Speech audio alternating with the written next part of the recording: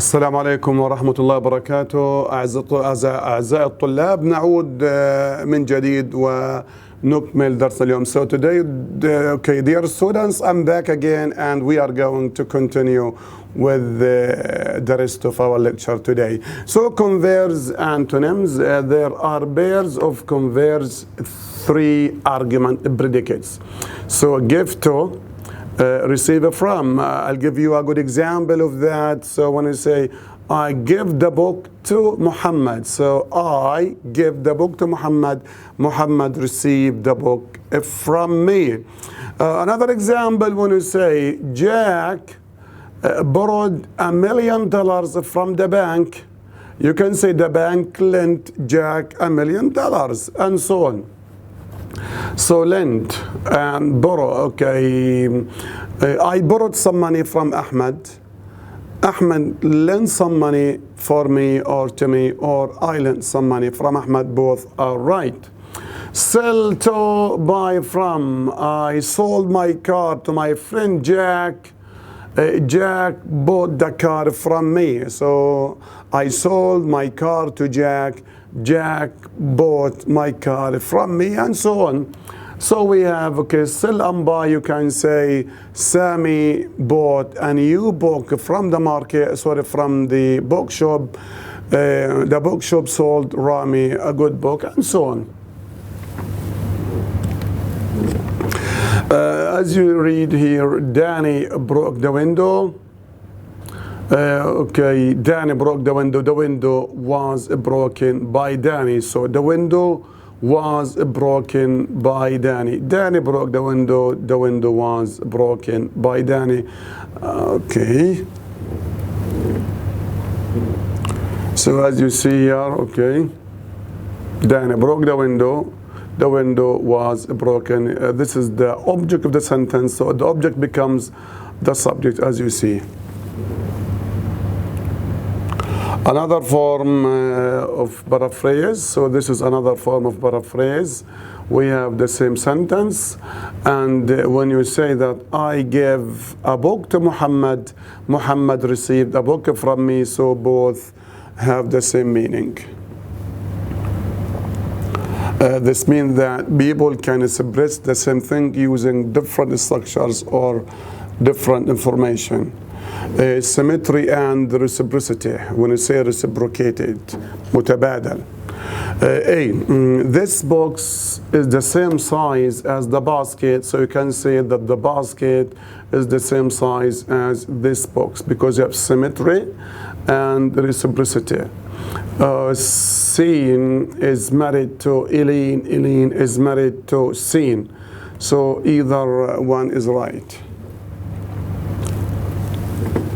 As you see, the greens are neighbor of the browns. The browns are neighbor of the greens.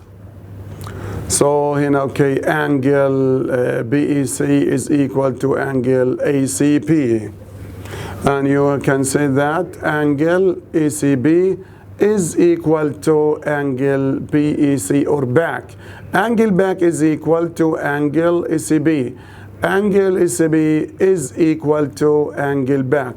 So once again, the greens are neighbor of the browns. The browns are neighbor of the greens. Okay, if you remember when we said, okay, that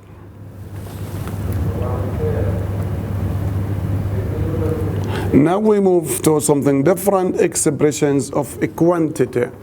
All dogs chase cats.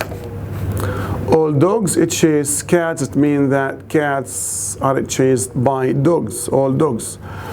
All collies chase cats. So once again, these are kind of dogs. All dogs chase cats. All collies chase cats. All dogs chase cats. All dogs chase angoras, and so on. So once again, all dogs chase cats, or collies chase cats. So collie is a kind of dog, and so on. So you read here once again, all dogs chase cats, all dogs chase angoras. So angoras, okay, or an angora is a kind of cat. As you see, number 4, all dogs chase angoras because angoras are cats. Okay, dear students, thank you so much for joining me. And now we want to move to pragmatics, which teaching, as you see, pragmatics is an important sub-branch of linguistics or scope of linguistics. And we define the pragmatics, or the pragmatics is defined as the actual use of language. I mean, how people actually use language in their conversations. As you see here, okay, you see this pragmatics and language teaching. Well, the point, why is pragmatics very important? Because, you know, all textbooks in school do not help us to use language appropriately in the right social context and so on. Hence, pragmatics is a very important sub-branch of linguistics that should be taught in schools from the very beginning. So what is a pragmatics? UL 1996 says that the pragmatics is the study, okay, once again, the study of the relationship between linguistic forms. When we say linguistic forms, means words, phrases, or sentences. So in your exam, you need to understand that we mean by a linguistic form, a single word, two words, phrases, clauses, sentences, and users of these forms. So once again, the relationship between the speaker and what kind of linguistic form he uses. Leach in 1983 and Casper and Rose 2001, all of them describe pragmatics as the study of the way. So once again, the study of the way speakers and writers have to get things done, okay, have to get the meaning across while at the same time attending to the relationships they have with others, okay? So once again, the way you use language is highly affected by the addressees or the people you are dealing with or talking to. So now we have a pragmatic competence. A pragmatic competence is a set of internalized rules. So we have internalization of rules of how to use language in socio-culturally appropriate ways.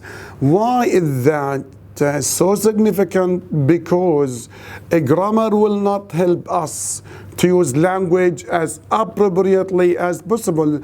Hence, a pragmatics comes, okay, on the top of all, I want to say, grammar rules, syntactic rules, and so on, because, you know, people are not much careful about the accurate and the grammatical use of language, okay, because we have variation. So once again, social cultural appropriate ways. See, okay, Norika and Orestein 2000, okay, page number 19. It can be both a pragmalinguistic and socio-pragmatic. So that's why, I mean, a pragmatic competence means the appropriate use of language, and this reminds us of something called communicative competence, which was coined by Hyman. So this contradicts the two terms linguistic performance and linguistic competence. Okay, reasons to teach pragmatics in language classrooms according to author. Number one, it has been demonstrated that there is a need for pragmatics. For pragmatics, which means the actual use of language or how to use language, I mean, successfully in communication or in interaction with people in the same community or outside your community. So when you travel to the United States or England, you may have problems because you don't have this pragmatic competence. So lacking this pragmatic competence will get you into trouble when dealing with native speakers of English, because this is part of culture. It has been proven to be effective. If you want to have effective communication with native speakers, then you have to know pragmatics.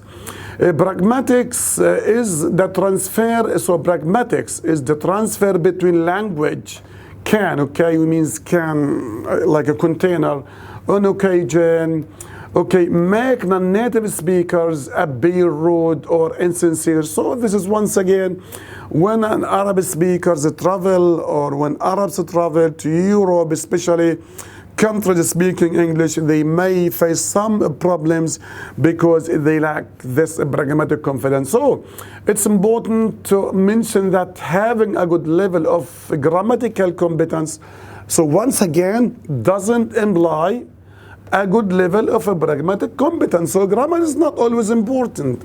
So, dear students, you shouldn't be wasting your time studying a grammar. So why to study grammar? A grammar can be acquired from books while you are reading intensively or extensively. So my best advice to you is not to take any courses in grammar. Also, exposure to an L2, language 2 alone, is insufficient for the acquisition of a pragmatic competence, says Rose 2005. So pragmatics should be studied.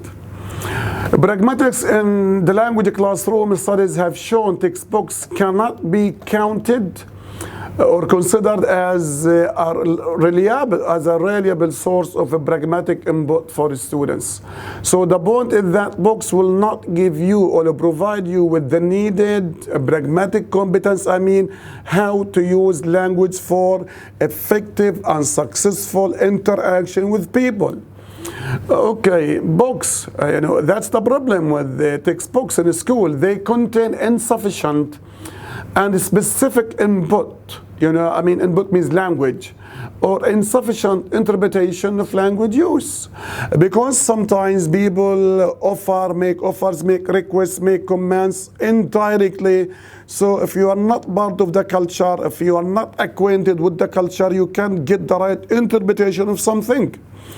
So a teacher wouldn't say to Ahmed, you failed your exam. He will say, Ahmed, you have to consider getting a private teacher to teach you this course. So Ahmed, okay, you were unfortunate in your exam. Ahmed, you did not do in your exam. Ahmed, I think that you did not study hard for your exam. Because saying that, Ahmed, you failed your exam will have negative attitudes or impact on Ahmed. So, possibly he may have heart attack and then die. There are inconsistencies between the language found in the books and the language used in the real life. So I want to say that the language or the kind of language people using in real life is different from the language available in our textbooks or books. So, okay, if you just read lots of books and you travel abroad and you start dealing with people, you will find that there is a gap. You will say that, oh, I have studied nothing in English language, or I know nothing about English language. Okay, so once again, we have, there is no consistency between the language provided in textbooks and the actual language people use in communication.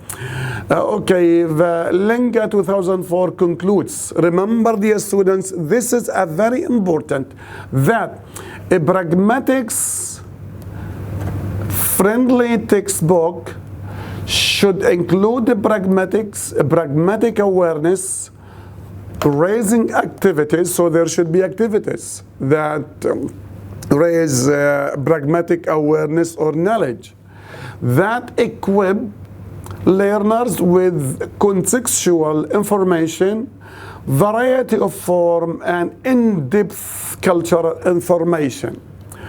So if you were in London, the heart of London, and you stop a policeman or an educated man, remember, in the heart of London, and then you want to ask about a direction, for example, the place of a bank or a post office, and you say, hey, what is the post office?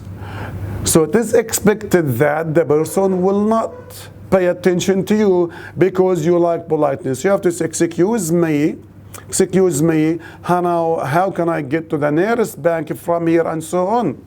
So once again, this is related, or this is pertinent to pragmatic competence or politeness. So once again, variety of form. If you're in the local market, you shouldn't be very polite. You cannot say in the local market while trying to buy potatoes or mangoes or apples, excuse me, how much is a kilo of apples? They will laugh at you. Okay, you can say I need a kilo of apple, how much is a kilo of apple, and so on. Okay. So teachers need to be aware that effective learning occurs when the tasks provide learners with opportunities for processing both pragmalinguistic and socio-pragmatic features of the target structures. Okay, as you see it. And here we have Bardovi, Harling, and Mahan, 2003, recommended 3 key pedagogical practices in the teaching of pragmatics to L2 learners. Use authentic language samples. So once again, textbooks in schools must provide us with the authentic language, and this should be reflected in our exams. So if an exam is practical, if an exam is authentic, so it must reflect the actual use of language. So it means that it must cover, somehow the pragmatic aspect. Input first, followed by interpretation and or reproduction. So input means language, the language that you get, the language that you are exposed to. Must be first followed by interpretation. So because we say we have different forms will have different interpretation, and sometimes different forms have the same meaning. Like when you say we should go swimming, why not go swimming? Okay, let's go swimming. It's a good idea to go swimming. Okay, but when you say why not go swimming, this seems to be not imposing. But you say we should go swimming, this seems to be imposing. So start teaching a pragmatic area. So this is the advice of those 2 scientists or linguists, that a pragmatic should be taught at an early stage in school, and that's what I believe in.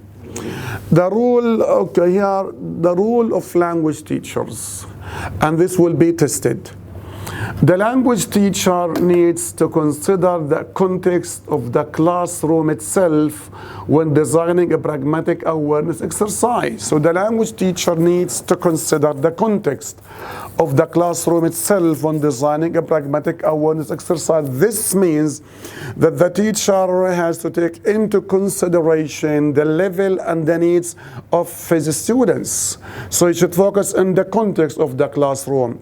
Okay, so for example, my students should get the real language used in restaurants, in cafes, in coffee shops, in the street, how to ask about direction, how to get information, and so on.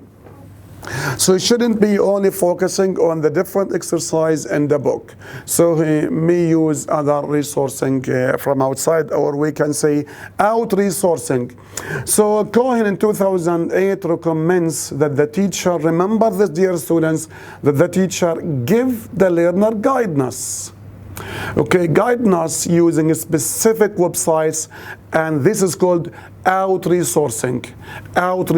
So if I were a teacher, I would say to welcome students, to greet students, you shouldn't all the time say, hey, how are you? I'm fine, thanks. How are you? Fine, thanks. You can say, how is it going? How has life been treating you? Hi, how are you? Okay, and so on. Fine, thanks, great, not really bad, pretty well. So you have to teach your students the different ways native speakers use when greeting and when replying to greetings, and so on. So they can use specific websites or some YouTubes. They can have access to lots of videos on YouTube. So this will give them better understanding how language is actually used used by native speakers or in countries speaking English. So here once again we say where learners can interact with different speech acts. If you remember, enacted, imposed or used in different situations, and leave actual learning of the pragmatics to the learner according to their own interests. So once again, we said the context of the classroom, well, it depends on the needs and levels of the students. The author also recommends as an excellent resource to the website for the Center for Advanced Research on Language Acquisition, etc. So once again, teachers should be aware that effective learning. So once again, teachers must be aware that effective learning occurs when the tasks provide learners with opportunities for processing معالجة. Processing both pragmalinguistic and socio-pragmatic features of the target structures. Okay, here we have another evidence. Okay, we have Bardovi, Harling, and Mahan Tyler 2003 recommend 3 key pedagogical practices in the teaching of pragmatics to L2 learners. The use of authentic language samples. So once again, the teacher should give them the actual use or the actual language used by native speakers, input phase followed by interpretation, production, the introduction of the teaching of pragmatics at an early levels. They maintain that, they stress, they confirm that the classroom provides a safe place. So because I will say the only source, traditionally the only source for the students to get language is the classroom. So it must be the safe place for the acquisition of a pragmatic competence. The language teacher can provide the learner with instant feedback. So remember, feedback, like remedial work, feedback, give them some comments, and this can lead to greater insight into the secret realm of pragmatics. Why I am discussing this? Because pragmatics seems to be one of the most important sub-branches of linguistics, or it is, I would say now, commonly popular or commonly used in teaching language.